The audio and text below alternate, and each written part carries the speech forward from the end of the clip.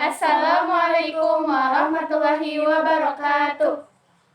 Kami dari kelompok 1 yang beranggotakan Ardelia Putri Gunawan, Nurul Siti Latifah, Ria Cantika Wahyuni dari jurusan Sistem Informatika Jaringan dan Aplikasi dari kelas 11A. Kami di sini akan memaparkan kajian materi mengenai proksi dalam mata pelajaran Sistem Keamanan Jaringan. Selamat menyaksikan.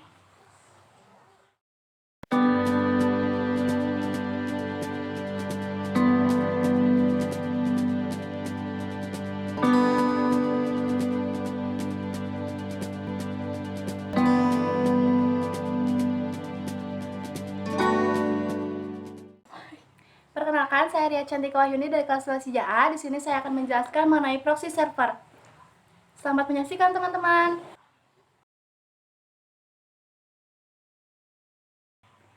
Nah, di sini saya akan menjelaskan mengenai proxy server itu. Menurut IMAM 2014, proxy server adalah server yang berfungsi sebagai perantara antara komputer klien dengan server lain. Proxy server dalam hal ini adalah pihak ketiga yang menjadi perantara antara kedua pihak yang saling berhubungan. Dalam hal ini adalah jaringan lokal dan jaringan internet. Proxy server bertindak sebagai gateway terhadap dunia internet untuk setiap klien sehingga lalu lintas data bisa dikontrol. Adapun beberapa alasan menggunakan proxy. Yang pertama, beberapa pengguna tidak ingin identitasnya diketahui. Beberapa pengguna tidak ingin identitasnya diketahui, antara itu lokasi dan alamat IP yang digunakan, maka mereka akan menyembunyikan dengan menggunakan proxy. Yang kedua, terkadang beberapa sekolah melakukan pembatasan akses pada website tertentu. Lalu yang ketiga, ada pengguna yang pergi ke luar negeri dan memblokir akses ke negara asal atau rumah Anda. Lalu yang keempat, ada kantor atau penyedia layanan internet di rumah memblokir akses ke sosial media atau situs lainnya.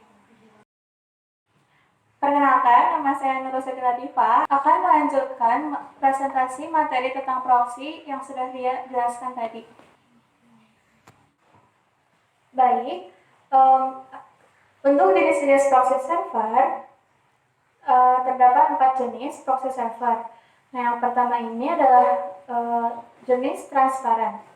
Nah, transparan ini adalah proxy konfigurasi di mana klien yang terhubung ke proxy tidak harus menyeting browser satu-satu, jadi tinggal di redirect saja gitu. Maka komputer itu sudah bisa memanfaatkan server proxy sebagai cache. Ini berguna bagi area hotspot atau warnet yang tidak perlu repot untuk mengkonfigurasi tiap browser di klien. Jenis ini memberikan informasi ke website bahwa koneksi menggunakan proxy server dan tetap akan meneruskan informasi IP Anda. Lalu yang kedua ada anonymous. Anonymous ini dapat dikatakan sebuah istilah yang digunakan untuk menyembunyikan identitas agar tidak diketahui oleh orang banyak. Jadi, dapat diartikan juga bahwa anonymous proxy ini adalah proxy yang digunakan untuk menyembunyikan identitas sebenarnya dan tidak diketahui dari mana asalnya gitu saat kita melakukan browsing. Nah, jenis ini akan mengidentifikasi dirinya sebagai proxy, tapi tidak mengirimkan atau meneruskan alamat IP yang asli yang Anda gunakan saat ini. Lalu, jenis yang ketiga adalah jenis destoring. Destoring proxy ini memiliki fungsi yang sama dengan anonym proxy, yakni membuat alamat IP pengguna tidak terlihat.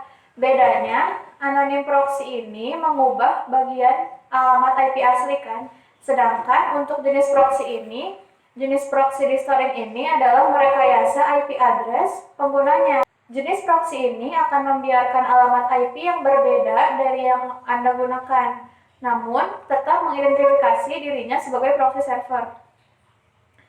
Yang keempat, yang terakhir adalah high anonymity.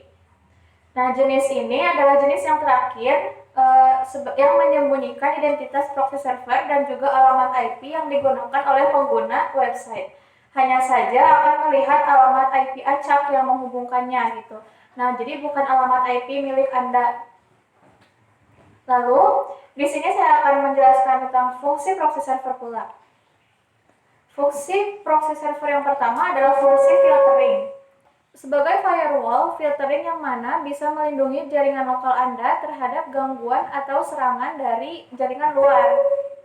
Ini juga dapat dikonfigurasi sehingga dapat menolak akses terhadap website tertentu pada jam tertentu, seperti tidak bisa mengakses YouTube pada saat jam kerja perusahaan, itu contohnya.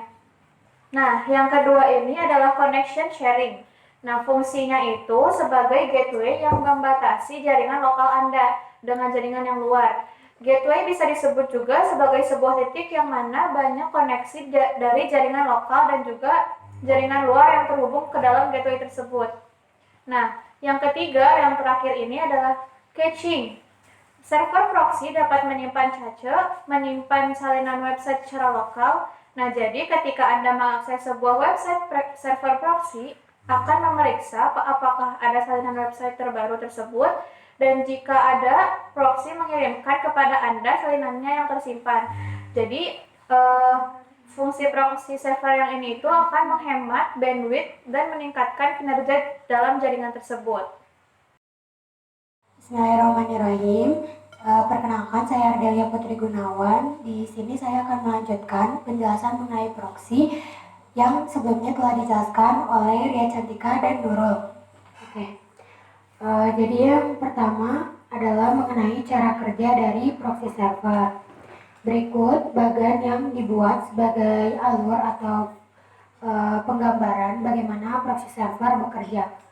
Yang pertama di sini ada klien, lalu ada proxy dan ada server. Cara kerjanya adalah klien meminta sesuatu informasi kepada server, namun klien tidak bisa langsung berkomunikasi dengan server sehingga ada pihak ketiga yaitu proxy. Jadi klien meminta informasi dulu kepada proxy, setelah itu proxy baru menyampaikannya ke server.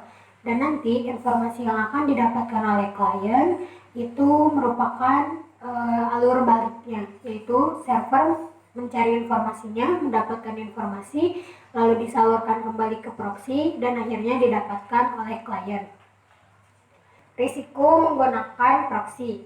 Meskipun banyak menawarkan sistem keamanan bagi pengguna server, ternyata proxy juga memiliki beberapa hal yang perlu diperhatikan. Perlu diketahui bahwa tidak semua server proxy menawarkan keamanan yang sama. Yang pertama di sini risikonya bisa dilihat pada notes yang hijau. Server proxy tidak menggunakan enkripsi. Enkripsi itu kata lainnya adalah sandi. Beberapa server proxy tidak melakukan enkripsi. Kemungkinan ini yang disebut dengan jenis transparent proxy seperti yang dijelaskan pada bagian sebelumnya. Tentu ini tidak terlalu bisa memaksimalkan dari tujuan penggunaan proxy.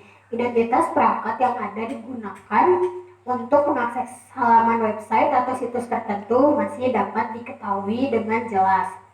Yang kedua, itu yang di notes yang warna kuning, server proxy mencatat riwayat aktivitas yang melewatinya. Meskipun beberapa server proxy memalsukan identitas kita pada waktu menjelajah di internet, tapi tidak jarang server proxy ini menyimpan data pengguna yang menggunakan layanannya. Apalagi jika pengguna tersebut menggunakan server proxy, maka segala aktivitas akan dilalui dari server tersebut terlebih dahulu. Sekian. Nah, sekian dari kami tentang proses server. Kalau misalnya kalian semua masih bingung, boleh ya langsung di komen di bawah yang banyak ya. Terus jangan lupa di like sebanyak-banyaknya. Nah, jangan lupa juga kalian share video ini ke teman-teman kalian, dan teman-teman kalian juga dapat mendapatkan ilmu tentang proses server. Jangan lupa like, comment, share, and subscribe. Jangan lupa nanya ya. Sekian, wassalamualaikum warahmatullahi wabarakatuh. Dadah.